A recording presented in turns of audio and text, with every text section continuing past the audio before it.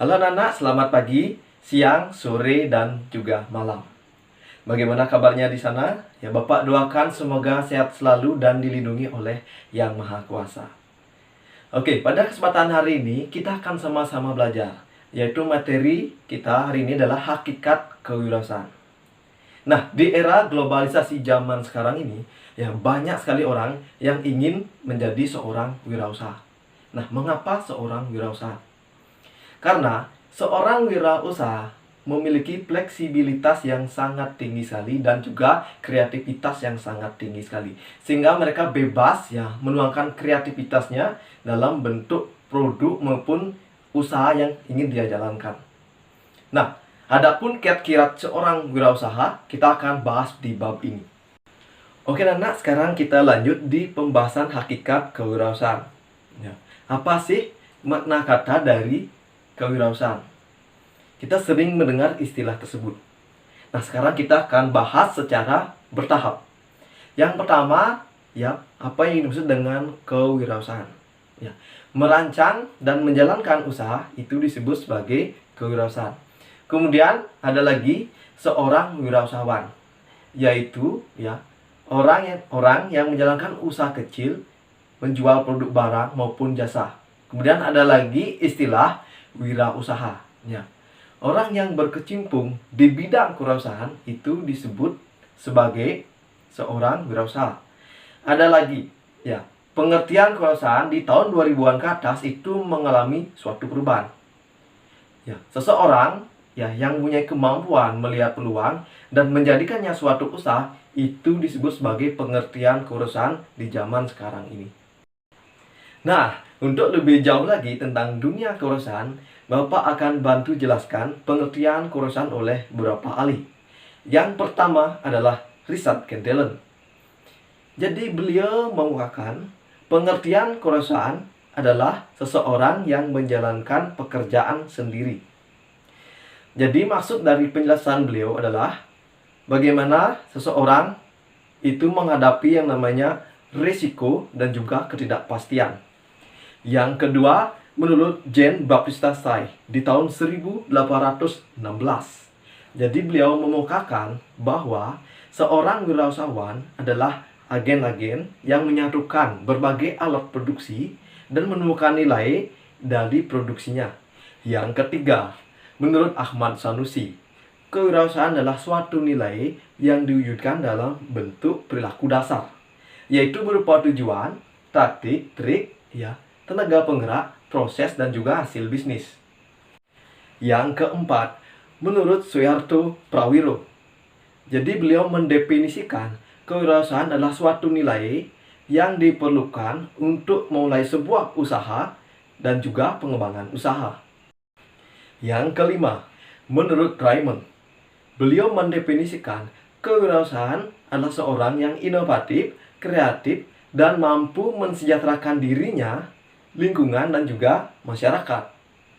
Baik anak, dari penjelasan pendapat beberapa ahli yang sudah Pak jelaskan tadi, dapat disimpulkan bahwa kewirausahaan erat kaitannya yang pertama dengan nilai, kemudian yang kedua dengan sikap, yang ketiga dengan kreativitas. Tentunya ada juga kesejahteraan untuk diri sendiri, masyarakat, dan juga lingkungan. Nah, tentunya untuk mewujudkan diri sebagai seorang wirausahawan, banyak cara yang dapat dilakukan. Salah satunya adalah sumber pendanaan. Oke, sekarang kita akan lanjutkan tentang sumber dana dalam praktik kewirausahaan. Tentunya ketika kita menjadi seorang pengusaha, perlu namanya sumber pendanaan. Dari mana dana tersebut ya, untuk apa digunakan? Ya, tentunya tujuannya adalah supaya penggunaan dana tersebut supaya efisien digunakan dan juga bermanfaat bagi wirausaha itu sendiri. Dan sekarang kita akan mengenal berbagai jenis sumber dana yang ada dalam dunia kewirausahaan. Yang pertama adalah pendanaan dengan bootstrapping. Pendanaan bootstrapping adalah bentuk pendanaan mandiri. Ya, jadi pengusaha lebih bebas menggunakan dananya untuk pengembangan usaha. Ada beberapa contohnya. Yang pertama itu perusahaan Dell, kemudian yang kedua perusahaan Facebook. Mereka merintis usahanya dari pendanaan mandiri atau bootstrapping, dan sekarang perusahaan tersebut menjadi perusahaan raksasa. Yang kedua adalah pendanaan eksternal. Jadi pendanaan eksternal ini adalah pendanaan dari luar. Karena apa? Tidak selamanya pendanaan mandiri atau bootstrapping itu sebagai modal utama perusahaan. Nah, perusahaan juga ya memang memerlukan bantuan dari luar supaya usahanya bisa lebih berkembang. Berikut akan kita bahas beberapa modal eksternal dalam pengembangan usaha. Bagian pertama dari pendanaan eksternal adalah investor malaikat atau angel investor. Angel investor ini adalah mereka yang menginvestasikan dana pribadi mereka kepada perusahaan yang dirasa menguntungkan. Adapun ciri-ciri dari investor malaikat atau angel investor.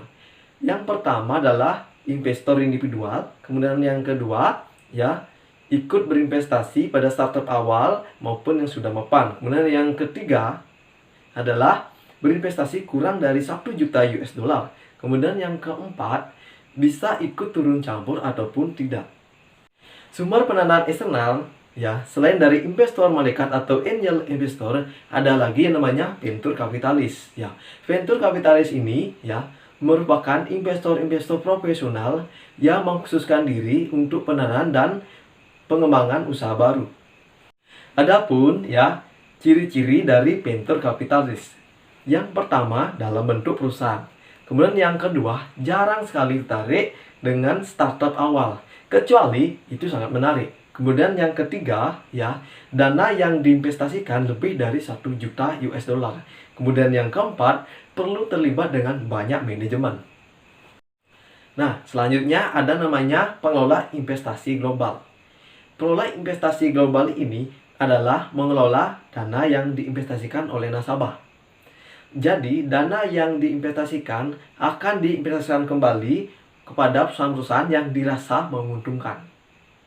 Nah, di sini manajer investasi mengelola penuh kuasa keuangan yang diinvestasikan oleh nasabah. Benar, dari awal kita sudah membahas tentang hakikat kewirausahaan, sumber pendanaan yang diperlukan dalam dunia usaha. Kemudian ada lagi yang perlu dibahas adalah proses kewirausahaan. Proses kewirausahaan itu tidak bisa dibangun secara instan. Perlu namanya tahapan tertentu yang harus dilalui oleh seorang wirausaha. Seperti apakah tahapannya? Mari kita bahas. Nah, tahap yang pertama adalah tahap memulai. Nah, ketika dalam memulai usaha, harus terlebih punya niat yang sangat tulus dalam menjalankan usaha. Tentunya setelah punya niat yang bagus adalah melihat peluang. Kira-kira usaha apakah yang paling cocok dijalankan sesuai bidang atau kemampuan yang kita miliki. Kemudian perlu diketahui juga ada jenis-jenis wirausaha yang perlu diketahui oleh seorang calon wirausaha. Yang pertama, apakah dia memilih di bidang pertanian, apakah di bidang manufaktur, produksi, ataupun jasa. Semuanya tergantung dari pilihan yang disukai masing-masing. Yang kedua adalah tahap menjalankan usaha atau tahap jalan. Nah, pada tahap ini, seorang pengusaha harus menguasai dari berbagai aspek. Yang pertama seperti aspek pembiayaan, sumber daya manusia, organisasi, dan juga pemimpinan. Di kepemimpinannya ada hal penting yang perlu dikuasai. Yang pertama adalah menentukan risiko usaha, kemudian ada juga pemasaran usaha, dan yang terakhir adalah mengevaluasi usahanya. Apakah usahanya akan terus jalan atau melakukan hal-hal yang bisa menurunkan usahanya. Seperti itu. Yang ketiga, mempertahankan usaha. Pada tahap ini, seorang wirausahawan melakukan analisis perkembangan usaha. Sesuai dengan hasil yang sudah dicapai. Kemudian ditindaklanjuti sesuai dengan kondisi yang ada saat ini. Yang keempat, pengembangan usaha. Pada tahap ini, perusahaan memperoleh hasil yang tergolong positif dan cenderung mengalami suatu perkembangan dan juga bisa bertahan. Nah, dengan demikian kemungkinan pilihan yang diambil adalah dilakukan yang namanya pengembangan usaha. Oke, anak, sekarang kita akan lanjutkan lagi yaitu tentang jenis-jenis kewirausahaan. Menurut Step Blank, kewirausahaan itu dibagi menjadi beberapa bagian. Di antaranya adalah sebagai berikut.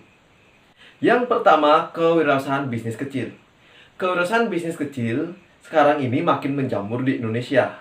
Tentunya ini menjadi suatu kabar yang sangat menggembirakan. Namun, ketika mengerjakan usaha bisnis kecil, perlu dikerjakan secara telaten agar tidak layu sebelum berkembang. Yang kedua, usaha rintisan. Ya, usaha rintisan ini sangat berbeda sekali dengan bisnis kecil. Para wirausahawan yang bergerak di bidang usaha rintisan ini, dia sudah tahu bahwa perusahaan yang mereka jalankan suatu saat akan bisa mengubah wajah dunia. Berbagai cara mereka lakukan supaya bisa menarik perhatian investor. Salah satu caranya adalah mencari pekerja terbaik. Tujuan utamanya adalah membuat inovasi sebagus mungkin. Nah, dengan demikian, para investor yang tarik, mereka akan terus mengucurkan dananya kepada perusahaan yang mereka punya. Yang ketiga, usaha besar. Usaha besar ini memiliki siklus hidup yang terbatas. Nah, agar perusahaannya bisa terus berkembang, biasanya perusahaan itu harus melakukan namanya inovasi, kemudian ya produk yang bervariasi. Kemudian, agar perusahaannya tetap bisa bertahan, perusahaan biasanya memperhatikan hal-hal ini. Yang pertama yaitu selera konsumen, kemudian yang kedua teknologi baru, kemudian yang ketiga ada namanya tata ukur, kemudian yang keempat yaitu kompetitor baru. Karena ini akan sangat menentukan ya naik turunnya usaha yang sudah besar. Yang keempat yaitu kewirausahaan sosial.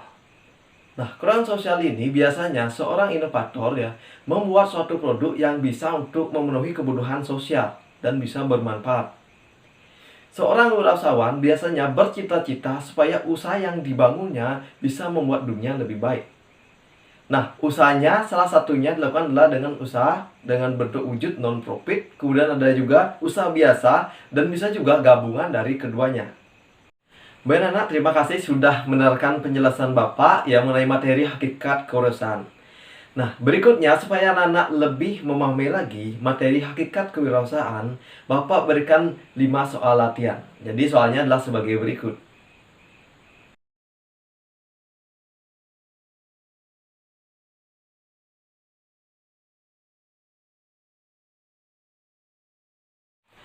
Oke anak, sebelum mengakhiri video ini, Bapak titipkan kata-kata motivasi.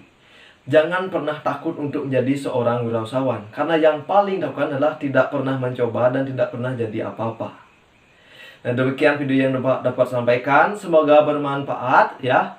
Sampai jumpa di lain kesempatan di materi berikutnya. Bapak ucapkan terima kasih, bye-bye, salam sukses.